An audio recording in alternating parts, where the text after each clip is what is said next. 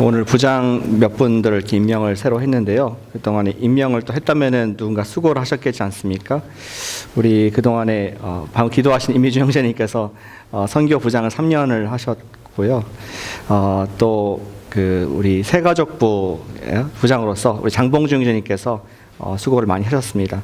잠깐 두 분 잠깐 일어나서 박수 한번 드리면 좋겠습니다. 장 형제님 어디 계신가요? 네. 감사합니다. 네, 감사합니다. 네, 특별히 장봉주 형제님께서는 이제 부장님을 내려놓고 온유셀의 리더로 이렇게 섬기게 되셨습니다. 장봉주 형제님, 김지연 자매님 대단히 감사드리고 귀한 또 우리 셀 리더의 직분을 잘 감당하실 수 있도록 여러분들의 기도와 또 사랑을 보내주시기를 부탁을 드립니다. 아직 우리 재정부장님이 공석입니다. 우리 채워지기를 또 믿고 기도하고 있고요. 여러분께서 함께 찾아주시고 또 기도하시면 좋겠습니다. 저희가 지금 11번째 가스펠 프로젝트 말씀을 듣고 있습니다. 전체 말씀이 12개의 말씀입니다. 그렇다면은 마지막 하나 남았겠죠. 오늘은 끝에서 두 번째 말씀입니다. 이번 학기 하나님께서 세우신 최초의 하나님의 나라의 모습, 우리 이 땅에 이루어진 이스라엘 나라를 저희가 함께 쭉 살펴보았습니다. 우리 사무엘부터 해서 사울, 다윗, 솔로몬, 그 말씀을 보았고, 특히 지난주에 우리 솔로몬의 지혜에 그린 그의 인생의 끝에 쓴 전도서 말씀을 함께 보았습니다. 이 지혜의 책들은 굉장히 좀 철학적인 면이 있습니다. 철학이 무엇일까요? 철학은 삶의 의미가 무엇인가, meaning of life를 찾는 학문이 철학이라고 저는 생각이 됩니다. 근데 철학을 오래 하다 보면은 또 인류 역사가 오랫동안 철학을 meaning of life, 인생의 의미가 무엇인가 쭉 생각해 왔는데요. 한 가지 항상 걸림돌이 있었습니다. 그것은 풀리지 않는 한 가지 문제가 있는데 악과 고통의 문제였습니다. 우리 고대의 그리스의 에피크로스인가요? 우리 그 철학자가 먼저 그런 질문을 제기를 했습니다. 이런 논리를 얘기를 했습니다. 이 세상에 정말 하나님이 계시다면은 그분이 정말 어떻게 악을 허용할 수 있을까? 그러한 질문을 합니다. 그러면서 좀 풀어서 이렇게 얘기하죠. 그분의 악을 막을 의도가 있지만 그분이 못하는 것인가? 그럼 그분은 무능한 하나님이시다. 그분이 능력은 있지만 악을 막을 의도가 없는 것인가? 그렇다면 그분은 선한 하나님이 아니라 악한 하나님이시다. 그리고 또 세 번째 논리는 그분이 악을 막을 의도도 있고 그럴 능력도 있는가? 그렇다면 세상에 왜 악이 존재하는가? 이러한 논리를 펴고 있습니다. 이해되시죠? 세상에 악이 존재하는데 어떻게 선한 하나님도 같이 존재할 수 있을까? 그들의 결론은 결국에는 하나님이 안 계시다는 쪽으로 무신론자들의 철학적인 결론에 이르는 것을 볼 수 있습니다. 그 뒤에 18세기의 데이비드 윰이라는 사람도 똑같은 얘기를 했습니다. 그들은 악과 고통에 어떠한 목적도 없는 것처럼 보이기 때문에 그런 목적을 주시는 하나님도 안 계시다는 그러한 얘기를 결국은 하고 싶은 것이죠. 이런 인간의 어떤 논리, 이 머리로 생각하는 그런 이성적인 합리, 이런 것들로서 우리가 답을 찾고자 하지만 악과 고통의 문제에 있어서 성경은 전혀 다른 우리에게 논리가 아닌 새로운 프레시한 관점을 주고 있습니다. 그것을 다루는 책이 바로 욥기의 말씀인 것이죠. 저는 지난주에 솔로몬의 지혜의 전도서를 쌍으로 이루면서 오늘 또 다른 지혜의 책인 욥기를 보고자 합니다. 지난주에는 기쁨이 있는 삶, 우리 인생에 하나님께서 주신, 하나님 손에서 주신 기쁨이 있는 인생이라는 말씀을 나눴습니다. 그런데 그 플립 사이드에는 또 고통이 분명히 존재하는 인생인 것을 볼 수가 있는 것이죠. 고통이 있다는 것을 우리가 모두 알고 있기 때문에 이 문제를 어떻게 해결할 것인가, 이것을 아는 것이 너무나 중요하다고 생각이 됩니다. 단순히 현상을 보고 추론적으로 하나님이 이런 분이시고 고통이 이런 것이고 이렇게 생각하기보다는 하나님께서 욥기라는 책을 저와 여러분들에게 주셨는데, hand over, 우리에게 건네주셨는데 이 책에 나온 고통의 목적을 우리가 살펴볼 수가 있습니다. 그래서 우리가 하나님께 어떤 고통을 받을 때, 고통을 허락함을 받았을 때 고통을 통하여서 하나님 원망하고 하나님 없다라는 그런 결론에 이르기보다는 하나님의 퍼스펙트, 그분의 관점에서 고통을 바로 이해함으로 말미암아 우리가 반드시 어려움을, 반드시 아픔을 겪을 텐데 그럴 때 어떻게 그것을 품고 또 올바르게 대처할 수 있을까를 이 말씀 통해서 함께 보기를 원합니다. 오늘 말씀은 고통의 목적이 무엇인가 하는 조금 원대한 큰 주제를 가지고 욥기의 메시지를 함께 나누기를 원합니다. 고통의 목적이 무엇인가? 우리 observation, 관찰을 하기 원합니다. 우리 성경책에서 말하는 첫 번째 고통에 대한 견해는, 고통에 대한 관점은 이것입니다. 주님은 목적 없어 보이는 고통도 허락을 하신다는 것입니다. 주님께서는 목적이 없어 보이는 purposeless, 목적이 없고 의미가 없어 보이는 이유를 알 수 없는 그러한 고통들도 허락을 하신다는 것을 오늘 욥기에서 말씀해주고 있습니다. 오늘 읽으신 본문 42장인데 우리 1장, 2장 그 말씀을 잠깐 같이 보면 좋겠습니다. 욥기의 역사적인 배경을 보면은 볼 수가 없습니다. 사실은 역사적인 배경을 알 수가 없습니다. 욥이 누구인가? 욥이 어느 시대에 어디 살았는가? 잘 모릅니다.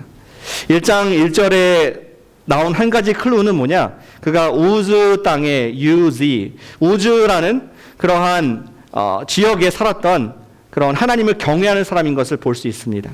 어떤 사람은 이 사람이 뭐 아브람 시대 살았다부터 시작해서 아니다, 바벨론 포로 때까지 살았다 하면서 굉장히 몇백 년에 거친 이러한 시간에 간격을 두고 다양한 견해가 있습니다. 또 이 사람이 어느 그 나라의 사람이다, 다양한 견해가 있습니다. 그러나 성경은 그가 누구의 아들인지도 안 나와 있고 어느 민족인지도 알 수가 없고 다만 하나님을 경외하는, 하나님을 경배하는 그러한 믿음의 사람이었다고만 우리에게 소개를 해주고 있습니다. 한 가지 우리가 생각해 볼 수 있는 것은 성경에서 가장 오래된 책 중에 한 가지로, 구약 39권 중에서 가장 오래된 책 중에 한 가지로 추정이 됩니다. 그는 평범한 사람이었습니다. 하나님께 복을 받아서 건강했습니다. 그리고 그가 가족이 있었습니다. 가족과 더불어서 하나님께서 또 그에게 거부가 되게 하셨죠. 많은 양과 낙타와 또 종들이 있었습니다. 하나님께서 복을 주셔서 10명의 자녀가 있었습니다. 7명의 아들, 3명의 딸. 근데 우리 욥을 특별하게 만들게 하는 것은 무엇이냐? 이 욥을 통하여서 하나님께서 고통을 인생에 어떻게 허락하시는지 그 이유가 무엇인가를 샘플로 보여주시는 그러한 아주 귀한 책인 것을 볼 수가 있습니다.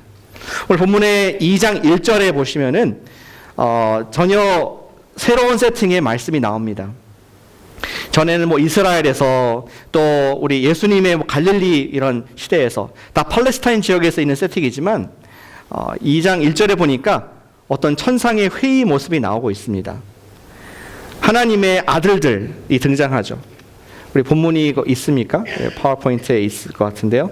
하나님의 아들들이 와서 여호와 앞에 서 있고, 하나님의 아들들이라서 예수님을 포함한 그런 아들들이 아니라 여기는 천사들을 말하는 것입니다. 영적인 존재, 하나님의 심부름꾼들이 거기 있었습니다. 그리고 그 옛날의 심부름꾼 중에 하나였던, 이제는 하나님을 대적하는 그러한 영인 사탄도 그 가운데 와서 함께 토론하는 그러한 놀라운 장면을 우리에게 엿볼 수 있도록 해주고 있습니다. 하나님께서는 이 사탄 앞에서 욥을 자랑하시죠. 3절에 보면은 하나님께서 정말 내 종 욥을 보았느냐, 주의하여 보았느냐, 그가 온전하다, 그가 faithful, 그 사람이 faithful, 변함이 없고 그 마음이 정금같이 100% 똑같은 마음이다, 변화가 없는 마음이다, 그것을 보았느냐 하면서 우리 욥을 자랑하는 하나님 모습을 볼 수가 있습니다. 우리 그 컨텍스트를 이해하시려면 1장을 보면 됩니다. 이 이야기를 많이 아실 텐데요. 1장을 보면은 욥이 하나님께 도전을 하죠. 하나님, 욥의 재산 한번 뺏어가 보십시다. 그래도 욥이 하나님께 온전하게 하나님만 따라가는지 저한테 욥의 재산에 손댈 수 있는 힘을 주십시오. 하나님께서 허락을 하시죠. 그래서 그 많던 낙타들이, 그 많던 양들이, 그 많던 종들이 다 적군이 와가지고 뺏어갑니다. 그리고 10명의 자녀들이 한 집에서 함께 식사를 하고 있는데 저 멀리 광풍이 큰 바람이 와가지고 그 집의 기둥을 다 무너뜨려서 지붕이 폭삭 가라앉아서 이제 그 10명의 자녀들이 하루 한 날에 다 죽음을 경험하게 되는 것이죠. 우리 그 소식을 든 욥은 너무나 슬픈 가운데 자기가 우는 가운데, 하지만 놀랍게도 그 입술에서는 하나님께 불평하지 않았습니다. 하나님께서 주셨으니 하나님께서 가져가시는 것도 합당한 것이다. Blessed be the Lord, 여호와 이름을 찬송할지어다 하면서 그 입술로 하나님을 찬송하는 그런 놀라운 정금 같은 고백을 한 것을 볼 수가 있습니다. 그런 놀라운 일이 있은 1장에서 이어서 2장에 이제 하나님이 자랑하신 것입니다. 욥을 봐라. 얼마나 그가 신실하게 온전하게 따라갔는지. 이제 사탄이 그도 좀 더 고집을 피웠던 것 같습니다. Year 2. 하나님, 이제 그의 재산이 아니라 그의 몸을 반드시 우리가 치면은 그가 당신을 부인하고 믿음을 버릴 것입니다.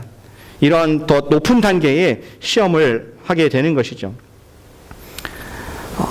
하나님께서는 놀랍게도 이것을 허락을 하십니다. 우리 몸이 아플 때 참 모든 것이 귀찮아지고 힘든 것 같습니다. 다른 것은 뭐 재산, 뭐 관계, 뭐 힘들 때도 있고 좋을 때도 있고 하지만 내 몸이 아프고 연약할 때는 모든 것이 귀찮고 정말 낙심이 되는 영육이 연결되기 때문에 그러한 우리 연약함이 있습니다. 근데 지금 사탄이 욥의 몸에 손을 대기 시작했고 그의 정수리부터 발끝까지 온몸에 종기가 나가지고 그가 굉장히 괴로운 상태가 되었습니다. 너무나 괴로운 나머지 재 속에 털썩 주저앉아서 그가 옆에 있던 우리 파르리 조각, 그릇을 찌개진 조각을 가지고 몸을 벅벅 긁고 있는 그 장면을 상상해 보시기를 바랍니다. 그리고 그 모습을 본 아내가 너무나 마음이 안타깝고 애처로워서 남편에게 하는 말이, 당신 차라리 하나님을 저주하고 죽어라. 얼마나 괴로웠으면 그러한 말을 하겠습니까? 악처였던 것 같습니다. 그때 우리 욥은 또 멋있는 말을 한 번 더 하죠. 우리가 하나님께 복을 받았은즉 화도 받지 않겠느냐 하면서 여전히 하나님께 범죄하지 않는 욥의 그러한 모습을 볼 수가 있습니다. 저 여러분은 욥의 이야기에서 고난에 관해서 무슨 사실을 찾아낼 수가 있습니까? 저는 적어도 두 가지 사실을 찾아낼 수 있다고 생각합니다. 첫째는 욥의 입장에서 볼 때 고통은 너무나 억울하고 너무나 힘든 것이지만 까닭이 없어 보일 수가 있다는 것입니다. 욥의 입장 볼 때는 고난이 까닭 없이 찾아왔다는 것을 그렇게 느낄 수 있다는 것입니다. 전혀 욥은 알 수가 없었습니다. 우리야 지금 고난을 받고 있는 욥의 상황의 뒤에 어떻게 지금 하나님의 영적 회로도가 그려져 있어가지고 사탄과 이런 대화가 있으면서 욥의 믿음을 지금 시험하는구나 알지만 욥은 전혀 알 길이 없습니다. 욥에게 느껴질 때는 까닭 없는, 왜냐하면 분명한 사실은 욥은 그가 범죄해서 하나님께 심판을 받는 것이 아니었습니다. 욥은 하나님께서 그에게 진노하셔서 그에게 이런 아픔을 주는 것이 아니었고 욥도 그 사실을 알고 있었습니다. 천상회의에서 사탄이 하나님 앞에서 욥을 두고 했던 제안에 대해서 도저히 알 수 없는 그런 영적 리얼리티가 있었다는 것을 우리는 알지만 욥의 입장에서, 고난을 받는 우리 입장에서는 알 수가 없었다는 것이죠. 우리는 까닭 없이 고난받는 그런 일들을 많이 보고 또 저 여러분도 경험을 한다고 생각합니다. 지난주에도 우리 뉴스에 많이 났죠. 미국의 미시시피 강 주변으로 엄청나게 지금 홍수가 나가지고 몇 주 동안 내린 비로 말미암아 홍수가 나가지고 많은 집들이 침수가 되고 재산 피해가 어마어마하게 난 그 전체 일대 큰 평원이 다 물에 잠긴 그 모습들을 카메라 영상을 통해서 보게 되었습니다. 아마 그분들은 그렇게 물을 것입니다. Why? 집 오너들은 보험도 없는데 왜 이런 일들을 비를 내리시는 하나님께서 허락하셨을까? 내가 뭘 잘못했다고? 뭐가 그렇게 지금 악하다고 이런 일을 허락하셨을까? 그러한 답답한 마음에 큰 슬픔에 빠져 있을 수가 있습니다. 또 금요일인가요? 버지니아 비치에서 한 총기 괴한이, 사실 그 괴한이 직원이었죠. 12명을 총으로 사살한 그러한 엄청난 버지니아 비치까지 평안한 동네에서 그런 일이 일어났을 때 정말 마음이 무겁고 또 관계된 유가족들은 그 추스리기 힘든 아픔을 경험하고 있습니다. 그들도 역시 똑같은 질문을 하고 있습니다. 하나님이 계시다면 어떻게 이러한 악한 일들이, 이러한 죄의, 총의, 이런 죽음의 일들이 우리 동네에서 일어날 수 있을까 하면서 그들은 슬픔 가운데 빠져 있을 수 있다는 것이죠. 근데 그렇게 질문하는 우리에게 성경의 답은 무엇입니까? 그럴 수도 있다. 까닭 없어 보이는 고통이 우리 인생 가운데 있을 수가 있다는 것을 지혜의 욥기서는 우리에게 말씀을 하고 있습니다.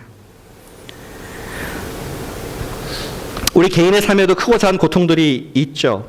성실하게 살았지만 갑자기 회사에서 잘릴 수가 있습니다. 회사에 또 재정적인 어려움이 찾아올 수 있습니다. 특별한 이유 없이 건강에 큰 어려움의 진단을 받기도 합니다. 갑자기 어제까지 괜찮았다가 오늘 엄청난 비를 받아가지고 재정적인 고통을 받을 수도 있습니다. 우리는 모든 아픔 뒤에 이유를 알고자 하지만 알고 싶어하고 What did I do wrong? 어떻게 이걸 픽스할 수 있을까?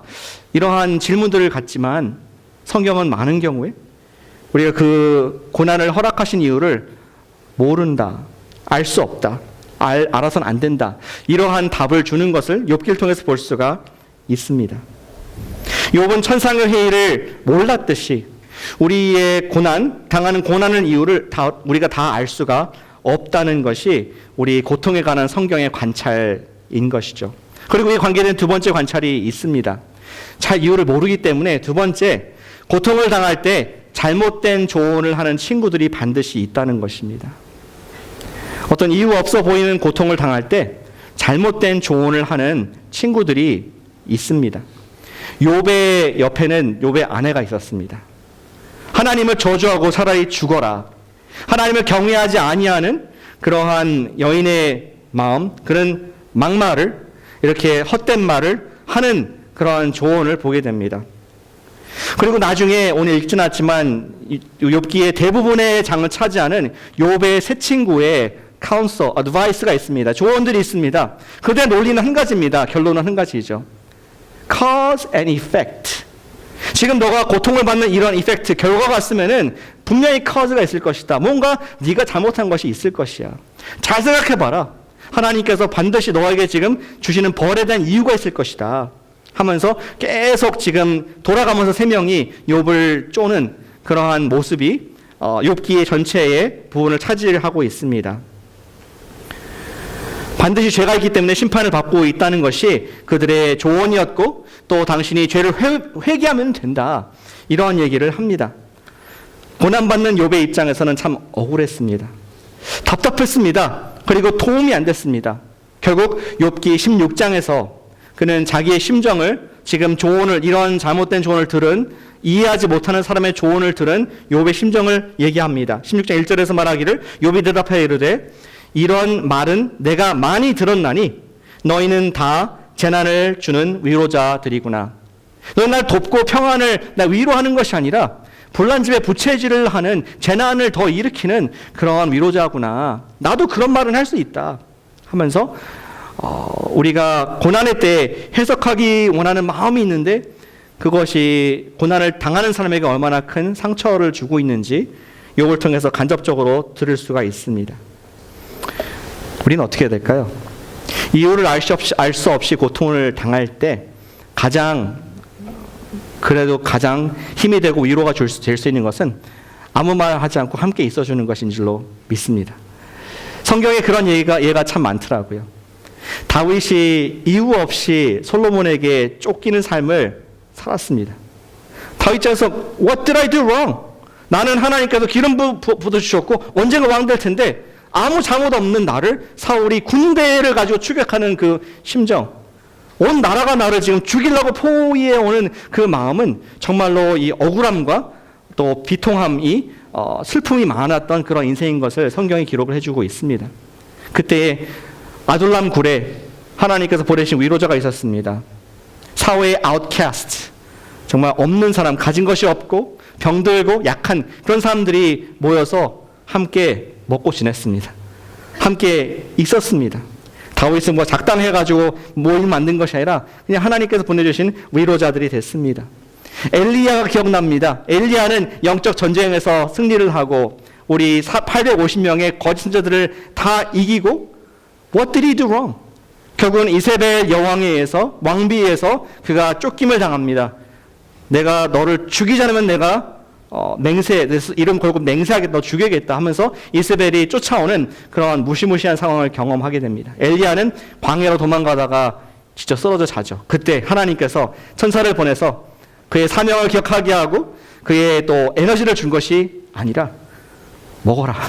떡을 구워주면서 물을 주면서 그에게 함께 해주시는 하나님의 위로를 우리는 볼 수 있습니다. 예수님 시대에 소외받던 세리, 죄인들, 창녀들이 있었습니다. 그들을 예수님께 찾아가셔가지고 보니까 많이 드셨더라고요. 식사하는 걸 좋아하셨던 것 같습니다. 얼마나 좋아하셨으면 바리새인들 욕합니까? 저 먹기를 탐하는 예수님이다 하면서 이렇게 예수님 먹는 것 갖고도 욕을 하더라고요. 근데 그만큼 예수님께서 그와 함께 하셨고 그들과 함께 하시면서 그들을 변화시키고 뭐 구원하고자 그런 목적보다는 그냥 먹기 위해서, 그냥 함께 하기 위해서 I care about you. 당신 내 옆에 있길 원합니다. 그런 마음으로 함께 하신 예수님의 참된 위로를 우리는 볼 수 있습니다. 베드로, 그도 예수님을 부인하고 또 핍박이 들어와서 도망갔을 때 아마 얘기했을 것입니다. 스스로. What did I do wrong? 내가 예수님을 지금까지 따라왔고 또 정말 하나님 나라 뜻을 위해서 나왔는데 내 예수님을 죽었고 벌써 돌아가셨고 이제 나도 위험한 상황 가운데 그는 마음에 낙심이 되었습니다. 낚시를 하고 다시 그물질을 하기 위해서 고향을 돌아갔을 때 예수님께서 부활의 아침에 나타나 주셨죠. 부활하신 예수님께서 나타나 주셨습니다. 그러면서 고기를, 브렉퍼스트를 제공하시면서 와서 먹자 하면서 예수님께서 따뜻하게 그를 맞이해 주시고 회복시켜 주시는 그러한 모습을 기억을 합니다. 고난의 때에 특별히 이유를 알 수 없는, 너도 모르고 나도 모르고 아무도 모르는 그런 이유 없는 고난을 당할 때 가장 큰 위로가 되는 것은 함께 해주는 것인 것을, 함께 식사하는 것인 것을 보게 됩니다. 작년에 저도 좀 어려움이 있었는데 몇 분들이 밥 먹자고 나오라고 그러시더라고요. 무슨 말씀했는지 기억이 안 납니다. 거기 무슨 밥 먹으면서. 근데 밥 먹었다는 것은 기억나고 너무나 그때 마음에 힘을 얻고 감사